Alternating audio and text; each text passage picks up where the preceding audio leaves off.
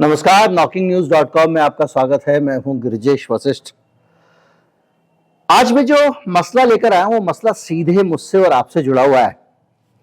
मेरा भविष्य आपका भविष्य, और ये खबर आपको बताएगी कि आने वाले समय में आप और कितने गरीब होने जा रहे हैं। मैं आपको हमेशा बताता हूं, जब भी महंगाई बढ़ती है वो महंगाई नहीं बढ़ रही है, दरअसल हम गरीब हो रहे हैं। हमारी अफोर्डेबिलिटी कम हो रही है। जो हमारी आमदनी में जितना सामान हम खरीद सकते थे, अब उससे हम कम सामान खरीद पाएंगे, और नए सिरे से एक बड़ी मार महंगाई की पड़ने जा रही है। मैं आपको जल्दी जल्दी बताता हूं कि मामला क्या है। कहीं मत जाइए, चैनल को सब्सक्राइब कर लीजिए। मैं अभी हाजिर हुआ।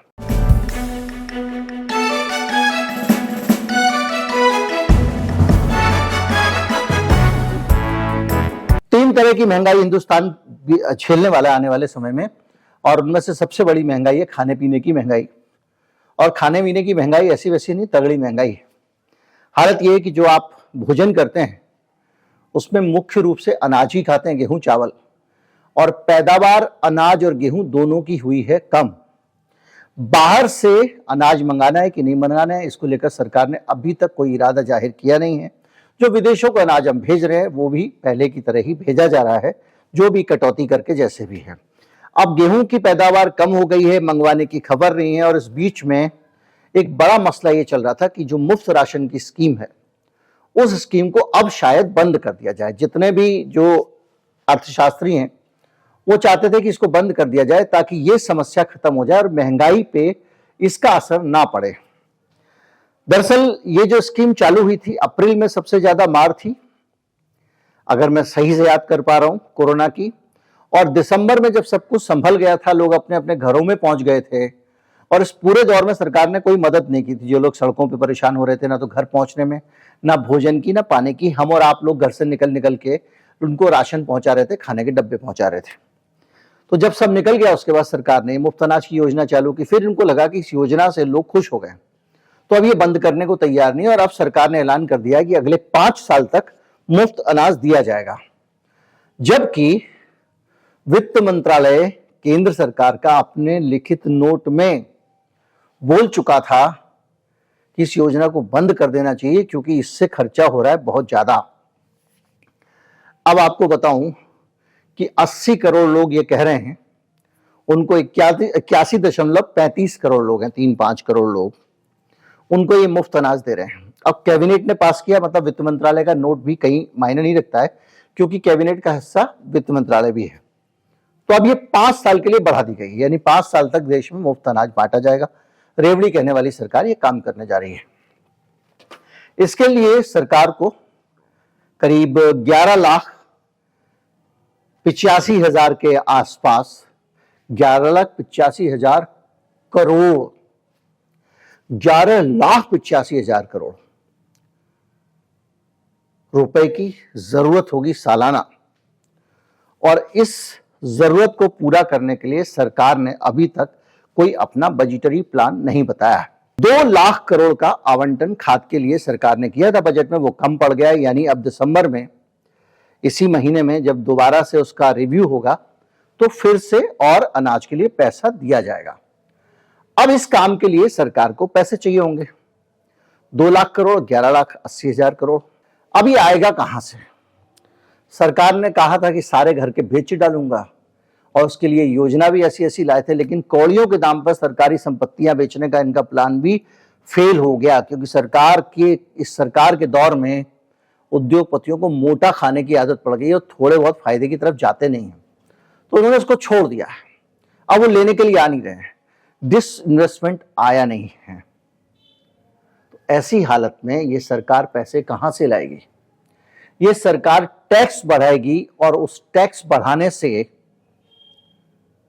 आपके और मेरे ऊपर महंगाई का बोझ बढ़ेगा।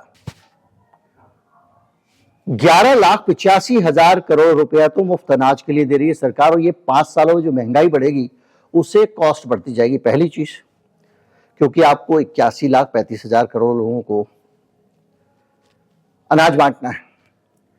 इसके अलावा 2 लाख करोड़ की आपको खाद की सब्सिडी भी देनी है, यानी करीब 12 और 2 14 15 लाख करोड़ का मोटा मोटा खर्चा आपका होगा। और जो बजट है वो बजट आपका भारत सरकार का जो है उसके लिए उसको चाहिए होंगे 55 लाख करोड़ और 45 लाख करोड़ के व्यय का अनुमान था। यानी 55 लाख करोड़ में से करीब 14-15 लाख करोड़ रुपया इन कामों पे खर्च हो जाएगा सरकार का।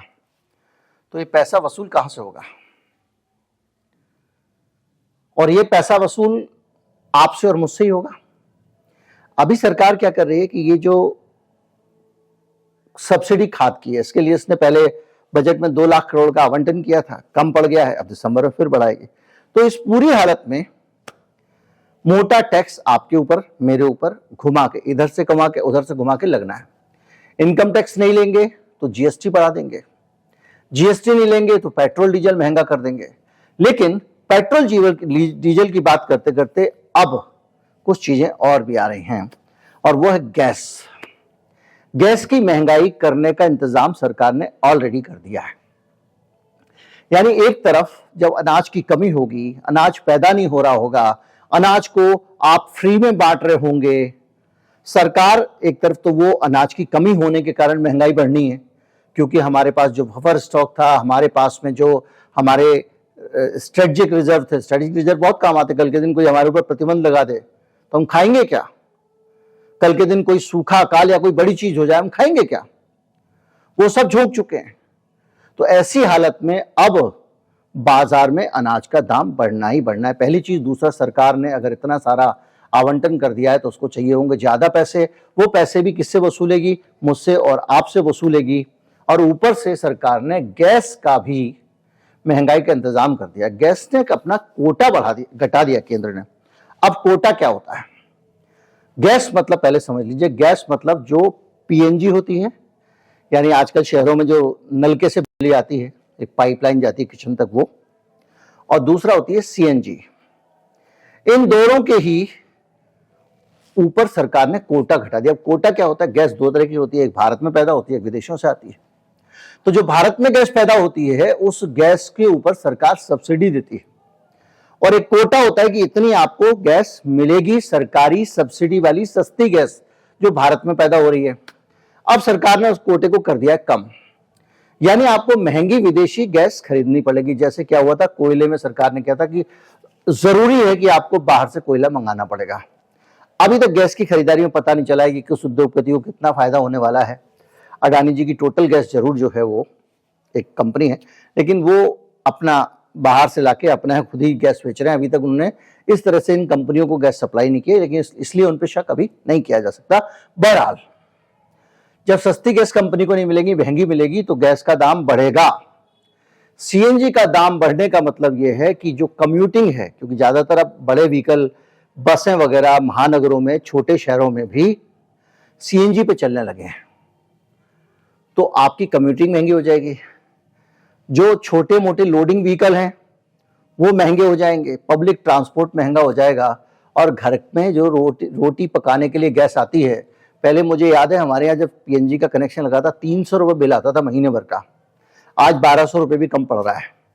इसका दाम और बढ़ जाएगा। इससे सरकार का जो दाम का नियंत्रण है वो भी कमजोर पड़ेगा, क्योंकि ये जो ऑयल फील्ड से निकलने वाली गैस है उस पर तो कंट्रोल था। विदेश से आने वाली के लिए या तो प्राइस कंट्रोल लगाओ, प्राइस कंट्रोल लगाओगे तो सस्ते में देगा ही नहीं, विदेश से आना है, वो तो कहेगा भैया जो दाम मार्केट का उसमें। तो ये सारी चीजें बता रही हैं कि महंगाई बढ़ने वाली है। दूध की पैदावार भी ये अल नीनो इफेक्ट के कारण जो असर फसलों पे पड़ा है वो ही दूध पर भी पड़ा है। तो अगर आप सारी तरफ से देखें, इन चीजों को देखें, तो आप देख रहे हैं कि हर तरफ से महंगाई बढ़ रही है। भारत के जो स्ट्रेटेजिक रिजर्व हैं, जहाँ पे अब हमको पैसा हम जमा करते हैं, वो रिजर्व भी खाली होते जा रहे हैं। और इससे भी बड़ी एक खबर और भी है, वो ये है कि दुनिया में जो तेल और गैस उत्पादक देशों का झुंड है, समूह है ओपेक, वो भी अपना उत्पादन कट करने के लिए सहमति बना चुका है। यानी तेल और गैस का उत्पादन कट होने का मतलब यह है कि कच्चे तेल का और गैस का दाम अंतरराष्ट्रीय मार्केट में बढ़ेगा। इसके साथ एक और डाटा है, हिंदुस्तान में जो दवाएं इस्तेमाल करते हैं, दवाओं का इन्फ्लेशन इतना ज्यादा हो गया है कि भारत का आम नौकरी पेशा आदमी दवाएं खरीद नहीं पा रहा है। जो खबर आई है ताजा उसके हिसाब से अब जो हालत है भारत में 90% कर्मचारी एम्प्लॉय, ये मिंट का डेटा है और वो कह रहा है कि 90% डॉक्टर के पास हेल्थ चेकअप कराने नहीं जाते हैं, नियमित हेल्थ चेकअप कराने, क्योंकि इतना महंगा है कि वो अफोर्ड नहीं कर सकते। 71% एम्प्लॉय जो हैं वो अपना हेल्थ केयर का खर्चा अपनी जेब से खर्चे हैं, क्योंकि इंश्योरेंस की सुविधा नहीं है। 71% कर्मचारी। इसके अलावा भारत में सिर्फ 12% कंपनियां कर्मचारियों को हेल्थ कवर दे रही हैं, यानी उनको कंपनी से भी किसी प्रकार का कवर नहीं मिल रहा है। 30% कर्मचारी जो कवर्ड हैं वो भी एनुअल हेल्थ चेकअप के लिए नहीं जा रहे हैं, क्योंकि टेस्ट के नाम पे, इसके नाम पे मोटा खर्चा बना दिया जाएगा। तो ये जो डाटा है ये कर्मचारियों की हालत है। और अलग अलग तरह का अगर आप इन्फ्लेशन देखें, रिपोर्ट्स के मुताबिक हर साल दवाओं के दाम 14% बढ़ जाते हैं। 5 साल में टाइम्स ऑफ इंडिया की रिपोर्ट कहती है कि दवाओं के दाम दुगने हो चुके हैं। अब इस पूरे घटनाक्रम के बीच में मैं आपको आपके आने वाले कल की तस्वीर दिखा रहा हूं, जिसमें गेहूं देश में कम होने वाला है और वो महंगा हो जाएगा। गैस महंगी हो जाएगी क्योंकि सरकार ने कोटा कम कर दिया है। दूध के दाम लगातार बढ़ रहे हैं, आप जानते हैं, और वो फिर बढ़ने वाले हैं। और इस दौर में रिकॉर्ड दूध के दाम बढ़े हैं। इसके साथ साथ आपको जो दूसरी मार झेलनी है वो कच्चे तेल की झेलनी है, ढुलाई की झेलनी है। यानी कुल मिला के जीवन में पता नहीं कितने और मिडिल क्लास लोग लोअर मिडिल क्लास हो जाएंगे और कितने लोअर मिडिल क्लास गरीबी की रेखा के नीचे चले जाएंगे। उम्मीद करता हूं आपको हमारा प्रयास अच्छा लगा होगा। अच्छा लगा हो तो ज्यादा से ज्यादा लोगों तक पहुंचाएं, चैनल को सब्सक्राइब कर लें। नमस्कार, जय हिंद।